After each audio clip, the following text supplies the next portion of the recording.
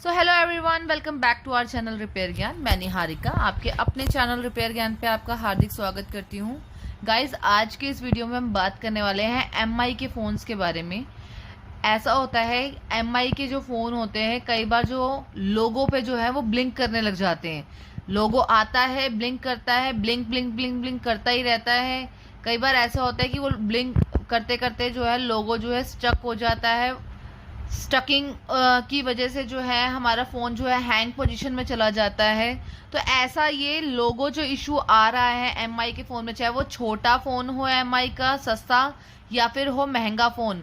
मान लीजिए जो एमआई के जो सस्ते फ़ोन आते हैं 5-6-7 हज़ार से स्टार्ट होके, और उसके बाद जो बड़े बड़े फ़ोन्स भी आते हैं एमआई के, ये प्रॉब्लम छोटे से लेके बड़े फ़ोन तक सब में देखी जा रही है। तो ऐसा किस वजह से होता है, हमारे फ़ोन में ऐसी क्या प्रॉब्लम आती है जिसकी वजह से हमें ये प्रॉब्लम फेस करनी पड़ सकती है जिनके एमआई के फ़ोन है, या अगर किसी कस्टमर का फ़ोन हमारे पास आता है ठीक करने के लिए कि मेरे फ़ोन में एमआई का फ़ोन है मेरा और मेरे फ़ोन में ये लोगो इशू आ रहा है ब्लिंकिंग का, इसे आप कैसे रिपेयर करेंगे, तो वो आज हम इस वीडियो में सीखने वाले हैं। तो जिन्होंने मेरे चैनल को अब तक सब्सक्राइब नहीं किया है, सब्सक्राइब कर लीजिए, बेल आइकन आप ज़रूर दबा लीजिए ताकि आने वाली वीडियोस के सभी नोटिफिकेशन आपको देखने के लिए मिल जाए। तो आइए शुरू कर लेते हैं। देखिए, यहाँ पे आज हमने एमआई का लोगो जो स्टकिंग की इशू उठाई है।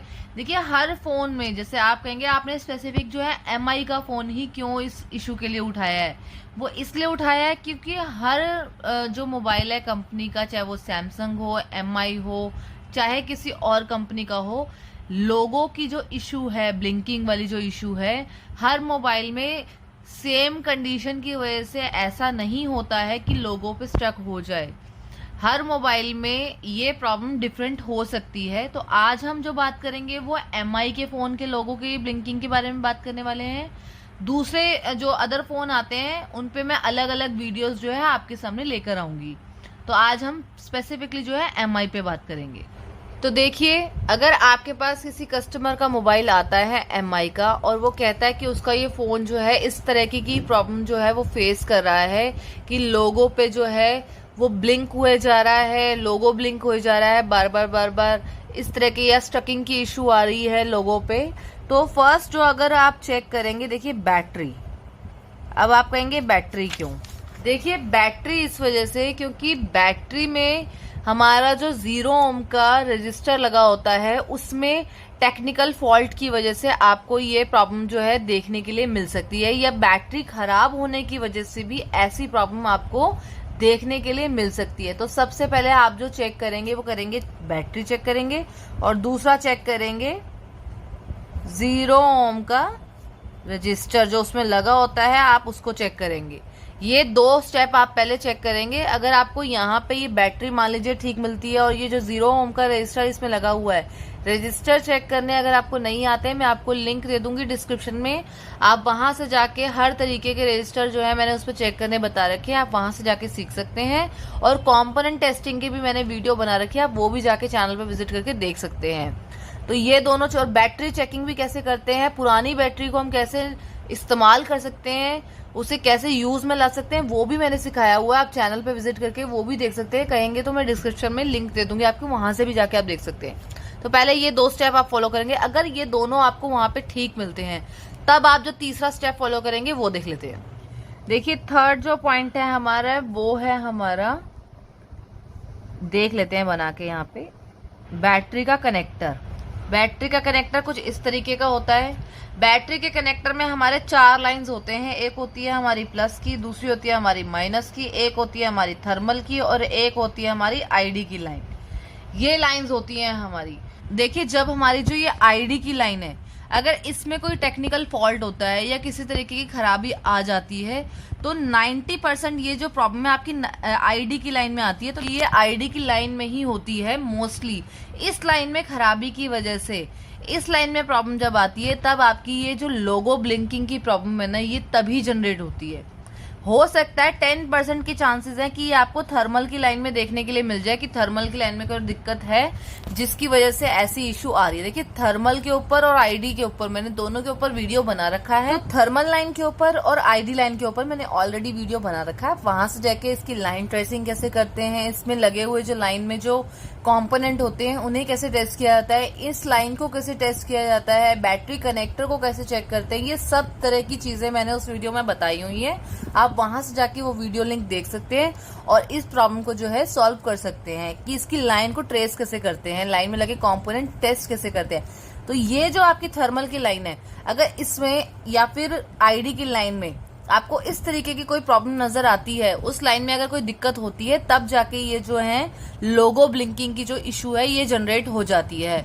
अगर आप इस लाइन को ट्रेस करेंगे, इस लाइन में लगे हुए कंपोनेंट्स को टेस्ट करेंगे, तो आपको पता लग जाएगा कि अगर कोई कंपोनेंट वहां पे खराब है या कोई वहां पे और आपको ये लाइंस में ब्रेकेज है या कुछ भी है, अगर वो खराब लगते हैं आपको, तो आप उन्हें चेंज करके या फिर उन्हें रिपेयर करके जो है इस लाइन को ठीक कर सकते हैं, जिसकी वजह से ये लोगो ब्लिंकिंग की प्रॉब्लम ठीक हो जाएगी। लेकिन अगर ये लाइन में प्रॉब्लम नहीं निकलती है तब आप क्या करेंगे?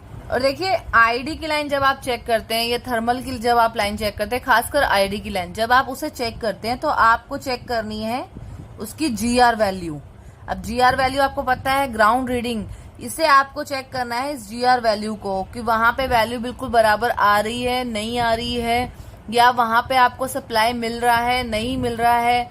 और एक बात और, जब आप इसे चेक कर रहे हैं, इस बैटरी कनेक्टर की लाइंस को जब आप चेक कर रहे हैं, तो एक बार आप बैटरी कनेक्टर को हिलाकर भी चेक कर लेंगे। कहीं ऐसा ना हो कि आपका बैटरी कनेक्टर की कोई लाइन का जो कनेक्शन है वहां से ब्रेक हुआ हो, या बैटरी कनेक्टर ही कहीं से जो है हल्का फुल्का ब्रेक हो, जिसकी वजह से वो कनेक्टिविटी में प्रॉब्लम आती है और लोगो ब्लिंकिंग का इश्यू आ रहा हो आपके फोन में। तो एक बार आप बैटरी कनेक्टर को भी जो है एक बार चेक जरूर कर लेंगे कि कहीं वो टूटा ना हो। और सेकंड, मैंने आपको बता दिया कि आपको आईडी की लाइन और थर्मल की लाइन जो है एक बार जरूर चेक कर लेनी है, जिसकी वजह से ऐसा इशू हमारे फोन में जनरेट हो सकता है। आपको जीआर वैल्यू चेक करनी है। तो अब नेक्स्ट पॉइंट पे हम बात कर लेते हैं। देखिए इसके बाद है हमारा फोर्थ पॉइंट जो है हमारा फ्लैश। देखिए आपको यहाँ पे इसके बाद आपने ये वाला पॉइंट कर लिया, आपने बैटरी चेक कर लिया, आपने 0 ओम का लगा हुआ रजिस्टर भी चेक कर लिया, आपने यहाँ पे ग्राउंड की जो रीडिंग है वो भी आपने चेक कर ली है, वैल्यूज की चेक कर ली है, सब कुछ यहाँ पे बैटरी कनेक्टर सब कुछ ओके है, थर्मल की लाइन ओके है, आपकी आईडी की लाइन ओके है, सब कुछ यहाँ पे ओके है। तो फिर आपके पास जो फोर्थ ऑप्शन जो आ जाता है वो आ जाता है फ्लैश का। अब देखिए फ्लैश का आप करेंगे अगर फोन को, पहले तो कस्टमर से इसकी परमिशन लीजिए कि आपका अब बता दीजिए कि सब कुछ उड़ जाएगा। अगर बैकअप है तो कहीं ले लीजिए, और नहीं है तो अगर लेना चाहते हैं, नहीं लेना चाहते हैं, उनकी परमिशन के बाद ही आप फ्लैश कीजिए। और अगर आप फ्लैश करते हैं तो जो भी उस फोन की जो लेटेस्ट फाइल होगी आप उसी को उसी से जो है फोन को फ्लैश करेंगे, चाहे वो बहुत पुराना फोन है या नया फोन है, जैसा भी फोन है, लेकिन फाइल आपको ऑनलाइन से जो है उसकी लेटेस्ट वाले से ही उसका सॉफ्टवेयर करना है, लेटेस्ट वाले से ही उसका फ्लैश करना है। अब देखिए अगर मान लीजिए आपने फ्लैश कर लिया फिर भी यही सेम प्रॉब्लम आपको दिखाई दे रही है, तो आपको क्या करना है? फिर आपको जाना है EMMC पे। फिर आप जाएंगे, जो हमारा 5वां पॉइंट रहेगा वो होएगा EMMC। देखिए फ्लैश भी कर लिया, सब कुछ ये वाला ऊपर वाला सब दोहरा लिया, ये भी कर लिया। अब आगे बारी EMMC की। अगर आप फ्लैश करने के बावजूद आपके फोन में जो है यही सेम प्रॉब्लम बन रही है, तो आप समझ जाइए कि आपकी EMMC की जो हेल्थ है वो बहुत वीक है, और वीक होने की वजह से वो डेटा को स्टोर नहीं कर पा रही है। डेटा जो है ओवरलोड होने की वजह से कई बार हमारी EMMC की हेल्थ जो है वो वीक हो जाती है, और उस हेल्थ वीकनेस की वजह से हमारा जो फोन है वो लोगों पे ब्लिंक करने लग जाता है या फिर लोगों पे स्टक हो जाता है, जिसकी वजह से ऐसी प्रॉब्लम जनरेट हो जाती है। देखिए EMMC को जो है आपको डायरेक्टली चेंज नहीं करना है, पहले आप इसको हल्की सी जो है वो हॉट गन से जो है हीट देके देखेंगे, ठीक है। और हीट आपने ऐसे नहीं देना है, हीट अगर आप देते हैं तो देखिए सीपीयू जो है ईएमएमसी के बगल में ही लगा होता है, तो सीपीयू पे इसका डायरेक्ट इफेक्ट पड़ सकता है। इसलिए आप जब भी ईएमएमसी को अगर हीट देते हैं या फिर अगर आप कभी सीपीयू को भी हीट देते हैं मान लीजिए, तो जो बगल में लगा हुआ कंपोनेंट होगा, जो बगल में लगी हुई आईसी है आपकी, चाहे वो ईएमएमसी हो, अगर आप ईएमएमसी को कर रहे हैं तो सीपीयू को कवर कीजिए, और अगर सीपीयू को कर रहे हैं तो ईएमएमसी को कवर कीजिए। क्योंकि अगर दोनों में से किसी एक कंपोनेंट को जो है नुकसान पहुंचता है तो ये कस्टमर के लिए काफी एक्सपेंसिव हो सकता है। तो आप अगर मान लीजिए ईएमएमसी को करने के लिए हीट कर रहे हैं, सिल्वर टेप से जो है वो कवर अप करेंगे और फिर ईएमएमसी पे आप हीट देंगे।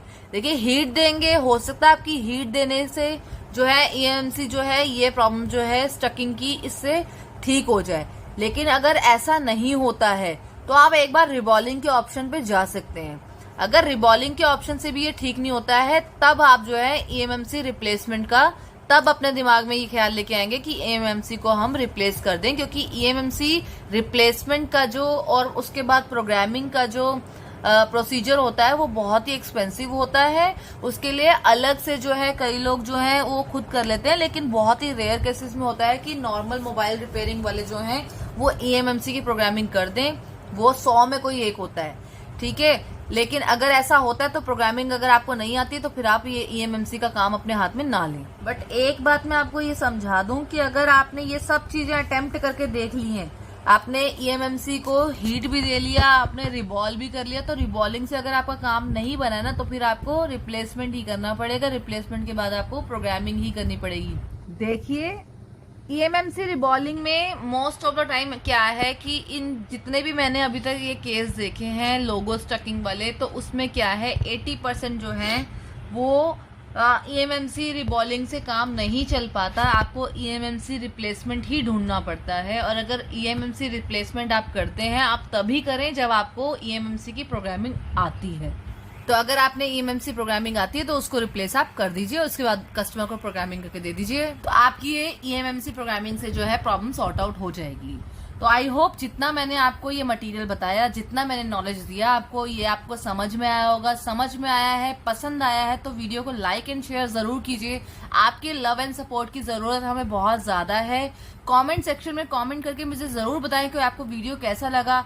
आप किसी और टॉपिक में बनवाना चाहते हैं और चाह रहे हैं कि मैं उसमें आपकी हेल्प करूं, तो मैं हमेशा आपके लिए यहाँ पे अवेलेबल हूँ। आप कोई भी क्वेश्चन मुझसे कमेंट सेक्शन में आके पूछ सकते हैं।